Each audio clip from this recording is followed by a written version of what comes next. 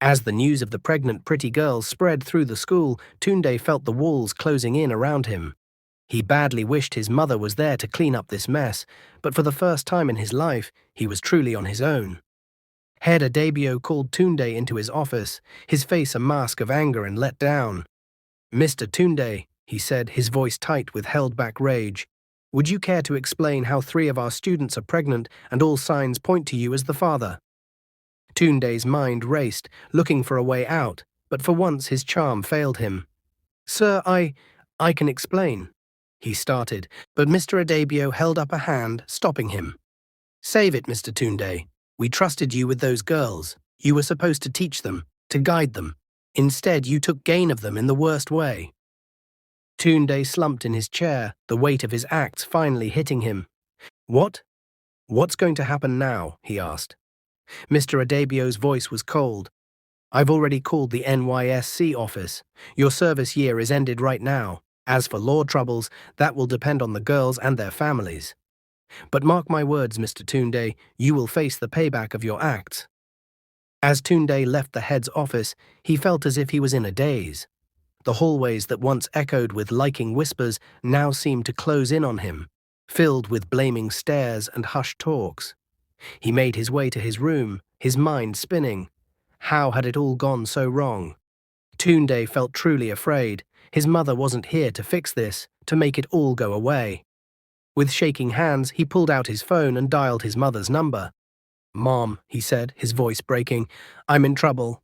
Big trouble." Madame Folakay's voice came through, filled with worry. "Tunde, what's wrong? What's happened?" As Tunde told the facts, he could hear his mother's sharp breath in, followed by a long quiet. "Mum," he said, fear creeping into his voice. "Mum, are you there?" When Madame Folakay finally spoke, her voice was unlike anything Tunde had ever heard before. It was cold, let down, and scared. "Tunde," she said, come home right now." As Tunde packed his things, his mind raced with thoughts of how his mother would fix this, how she would make it all go away like she always did. But a nagging voice in the back of his mind whispered that this time things might be different. Little did Tunde know that even bigger shocks were waiting for him at home.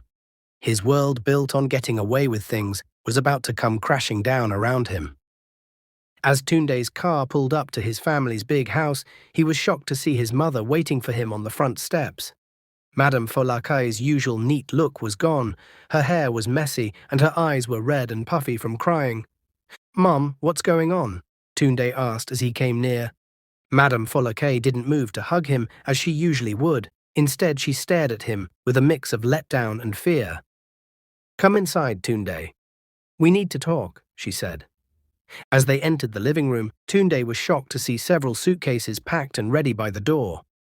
"Mum, are we going somewhere?" he asked. Madame Folakay sank into a chair, suddenly looking much older than her years. "Sit down, Tunde. There's something I need to tell you," she said.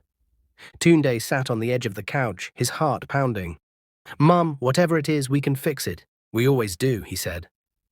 Madame Folakay shook her head slowly. "Not this time, Tunde.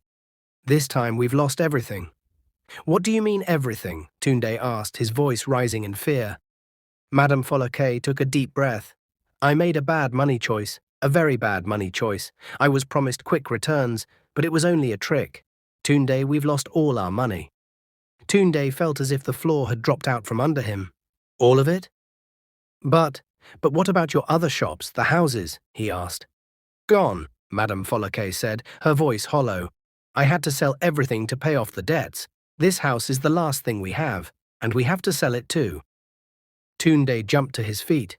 "No, you can't be serious. There must be something we can do." Madame Folakay looked up at her son, tears in her eyes.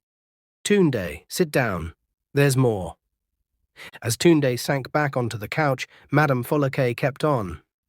"The school called me. They told me everything about the girls, the pregnancies," she said. Tunde's face drained of colour. "Mum, I can explain." He started, but Madame Folakay held up her hand to stop him. "No, Tunde. No more tales, no more reasons." "Do you have any idea what you've done? The lives you've ruined?" she asked. For the first time in his life, Tunde saw real anger in his mother's eyes. It scared him more than anything else. The school is going to the police Tunde, Madame Folklore said, her voice shaking, and the girls' families, they are suing us for everything we have left. Tunde felt as if he was drowning. But you can fix this, right? You always fix everything, he said. Madame Folklore laughed, a bitter, broken sound. Fix it? Tunde, don't you understand? There's nothing left to fix. We have no money, no pull, nothing. We're ruined. As the truth of the matter sank in, Tunde broke down. Mum, I'm sorry, I'm so sorry. I never meant for this to happen, he cried. Madame Folklore looked at her son, and for the first time she saw him not as her perfect golden boy, but as the deeply flawed young man he had become. I know, Tunde, and that's my fault. I failed you as a mother. I gave you everything except the one thing you really needed, help to be good, she said. Just then, there was a loud knock at the door. Madame Folklore stiffened. That would be the police, she said. Tunde's eyes widened in fear. The police? Mom, what do we do? He asked. Madame Folklore stood up, straightening her clothes. We face the payback of our acts, Tunde. It's long overdue. As Madame Folklore opened the door, she saw 2 police officers standing outside. Madame Folklore? One of them asked. When she nodded, he went on. We're here to speak with Tunde Adeyemi. Tunde stepped forward, his legs shaking. I'm Tunde, he said. The officer nodded. Mr. Adeyemi, we have a paper for your arrest on charges of wrong sex acts with minors. You'll need to come with us. As the officers put cuffs on Tunde, truth finally hit him. This wasn't a bad dream he could wake up from. This was real. And there was no getting away. Mom, Tunde called out, his voice breaking as the officers led him to the police car. Madame Folklore stood in the doorway, tears streaming down her face. I'm sorry, Tunde. I'm so sorry. As the police car drove away, Madame Folklore sank to her knees on the front steps of the house that was no longer hers. Her world had fallen. Her son was facing jail time, and she was left with nothing but the bitter truth of her own failings. Meanwhile, at Sunrise Girls High School, Chioma, Ngozi, and Yuonde sat in the head's office with their parents. The room felt tense, filled with anger, let down, and fear. Mr. Adebio spoke to the group, his voice grave. I cannot say how deeply sorry we are for what has happened. We trusted Mr. Tunde, and he broke our trust in the worst way, he said. Chioma's father spoke up. Sorry doesn't cut it, head. Our girls' lives are ruined because of your lack of care. Ngozi's mother, tears in her eyes, turned to her daughter. How could you let this happen, Ngozi? We raised you better than this, she said. Ngozi sobbed, unable to meet her mother's eyes. I'm sorry, Mama. He made me feel special. I thought he loved me. Yewande, usually the most outspoken of the 3, sat quietly, her hands resting guard-like over her stomach. Mr. Adebio cleared his throat. We've called the cops. Mr. Tunde will face the full payback of his acts. As for the girls, we want to assure you that the school will give all the help we can. Chioma's mother, her voice shaking with feeling, asked, And what about their schooling, their future? Mr. Adebio nodded solemnly. We will make plans for them to keep their studies from home if they wish. Their ending tests will not be affected. Weeks passed. Tunde sat in a holding cell awaiting trial.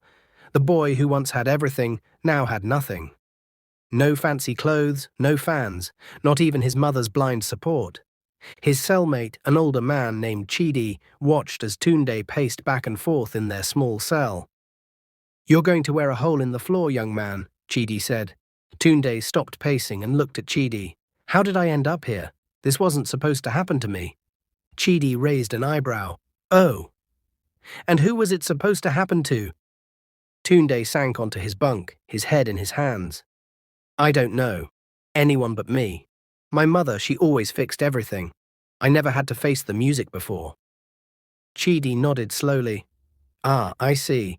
You're one of those silver spoon kids, eh? Well, let me tell you something, young man.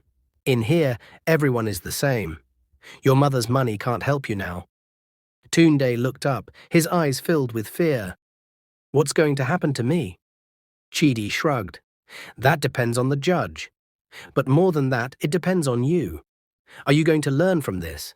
Or are you going to keep thinking you're above the rules? As Tunde thought about Chidi's words, he realized that he was truly on his own. No mother to bail him out, no charm to talk his way out of trouble. He would have to face the payback of his acts, and the road ahead looked long and hard. Meanwhile, Madame Folakai had moved into a small, dirty flat in a poor part of town. The woman who once hosted grand parties now struggled to pay rent and buy food. One evening, as she sat on her worn-out couch, there was a knock at the door. When she opened it, she was shocked to see Hadiza, her old friend, who had warned her about spoiling Tunde all those years ago. "Hadiza," Madame Folakai said, her voice barely above a whisper. "What are you doing here?" Hadiza's eyes were filled with a mix of sadness and care. "I heard about what happened, Folakai. I came to see if you needed anything." Madame Folakai's pride warred with her need. Finally, she stepped aside. "Please come in." As they sat in the tiny living room, Hadiza took in her old friend's look.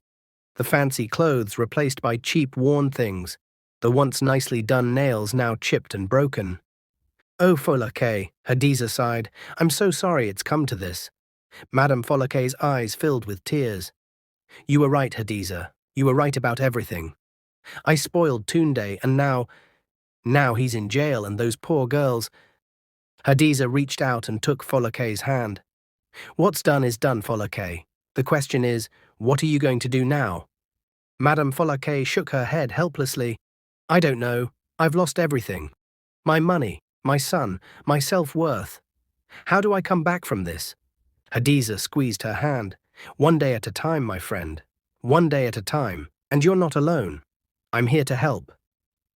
As Madame Folakai broke down after Hadiza left, she realized that this was the start of a long, hard journey. A journey of making things right, not just for Tunde, but for herself as well. Months passed, and the day of Tunde's trial finally came. The courtroom was packed with onlookers, newspeople, and the families of Chioma, Ngozi, and Yewonde. Tunde sat at the lawyer's table. He looked nothing like the sure, charming young man he once was. His eyes were sunken, his body slouched. Madame Folakai sat in the crowd, her hands shaking as she watched her son. Hadiza sat beside her, giving silent help. The judge called the court to order. "We are here today for the case of the state versus Tunde Adeyemi. Mr. Adeyemi is charged with 3 counts of sex wrongdoing with minors." "How does the man plead?" the judge asked. Tunde's court-given lawyer stood up. "Your Honor, my client pleads guilty to all charges," the lawyer stated. Madame Folakai gasped, tears streaming down her face. The judge nodded. "Very well, we will now hear from the girls before choosing the punishment," the judge said. One by one, Chioma, Ngozi, and Yewonde took the stand. Their words were heartbreaking, filled with pain, anger, and lost youth. Chioma spoke first, her voice shaking. "I trusted you, Mr. Tunde. We all did. You were supposed to be our teacher, someone we could look up to. Instead, you used us. You made me feel special, only to use me for your own wants. Now I'm about to become a mother when I'm still a child myself." "How is that fair?" Chioma asked. Ngozi was next. She couldn't look at Tunde as she spoke. "I thought what we had was love. I thought I was grown up enough to handle it, but I was wrong. You knew better, Mr. Tunde. You knew what you were doing was wrong, but you did it anyway." "Now my life will never be the same," Ngozi said. Yewonde was the last to speak. Her words were filled with anger. "You make me sick, Mr. Tunde. You came to our school acting like this great teacher, but you were nothing but a bad man. I hate you for what you've done to me, to my friends, to our families. I hope you rot in jail," Yewonde spat. Finally, it was time for Tunde to speak. He stood up, his legs shaking. "Your Honor," he began, his voice barely above a whisper. "I know that nothing I say can undo what I've done. I've hurt these girls in ways I'm only now starting to understand. I've let down my mother, who gave me everything. I broke the trust put in me as a teacher." He paused, taking a deep breath. "I'm guilty, Your Honor. I should get whatever punishment the court chooses. I only hope that someday, somehow, I can make up for the pain I've caused," Tunde said. The judge listened without showing feelings. When Tunde finished, he spoke. "Mr. Adeyemi, your acts have caused great harm. You took gain of your spot as a teacher and broke the trust put in you. The court gives you 10 years in prison with the chance of early let out after 7 years. Also, you will be listed as a sex criminal and will be banned from ever working with young people again, the judge declared. As the gavel came down, Madame Folklore let out a sob. Hadiza held her friend tightly as they watched Tunde being led away in handcuffs. Madame Folklore stumbled out of the courthouse, helped by Hadiza. The news people turned their care to her, shouting questions. Madame Folklore, how do you feel about your son's sentence? Do you take any blame for Tunde's acts? What do you have to say to the girls? Hadiza tried to push through the crowd, but Madame Folklore stopped. She turned to face the news people, her face etched with sorrow and regret. I failed, she said, her voice cracking. I failed as a mother. I gave my son everything except the help he needed. To the girls and their families, I am so deeply sorry. I know my words mean little, but I promise to spend the rest of my life trying to make up for the pain my son has caused. Weeks turned into months, and months into years. Tunde got used to life in prison. The hard truth of his new life was far from the easy life he once knew. One day during visiting hours, Madame Folklore came to see him. She looked older, her hair streaked with grey, but there was a new strength in her eyes. Mum, Tunde said, his voice filled with shock and shame. I didn't think you'd come. Madame Folklore sat down across from him. I almost didn't. But I realized that running away from our problems is what got us here in the first place, Madame Folklore admitted. Tunde nodded, unable to meet her eyes. How are you doing? Tunde asked. I'm making it, Madame Folklore replied. I've started a small business, selling homemade snacks. It's not much, but it's honest work. Tunde looked up, shocked. You're working? Tunde asked. Madame Folklore smiled sadly. Yes, Tunde. I'm learning to stand on my own 2 feet. Something I should have taught you long ago, Madame Folklore said. They sat in quiet for a moment before Tunde spoke again. Mum, I'm sorry for everything. I know it's not enough, but I want you to know that I understand now. I see what I did wrong, how I hurt those girls, how I let you down, Tunde said. Madame Folklore reached out and took her son's hand. I'm sorry too, Tunde. I failed you as a mother, but it's not too late for us to learn from our mistakes. It won't be easy, but we can try to be better, Madame Folklore said. As their visiting time came to an end, Tunde asked a question. Will you come again? He asked. Madame Folklore nodded. Yes, I will. We have a lot of work to do, you and I, but we'll do it together, she promised. Meanwhile, Chioma, Ngozi, and Yewande were learning to deal with their new lives as young mothers. The school had kept its promise, letting them finish their schooling from home. One afternoon, the 3 girls met at Chioma's house, their babies playing on a blanket nearby. Can you believe it's been 2 years? Ngozi asked. Yewande nodded, her eyes on her daughter. Sometimes it feels like yesterday, and sometimes it feels like a lifetime ago, Yewande said. Chioma sighed. I wonder what our lives would be like if things had been different, Chioma wondered. We can't think like that, Yewande said firmly. What happened, happened. We can't change the past, but we can shape the future. Ngozi smiled. When did you get so wise, Yewande? Ngozi teased. Yewande grinned. Being a mother does that to you, I guess, Yewande replied. As they watched their children play, the 3 friends felt a mix of feelings. There was sadness for the childhood they had lost. There was anger at the man who had used them. But there was also hope for the future they were building. Chioma picked up her daughter, hugging her close. We're going to be okay, aren't we? Chioma asked. Yes, Ngozi said softly. We're going to be okay. Yewande nodded. We are strong and we're in this together, Yewande stated.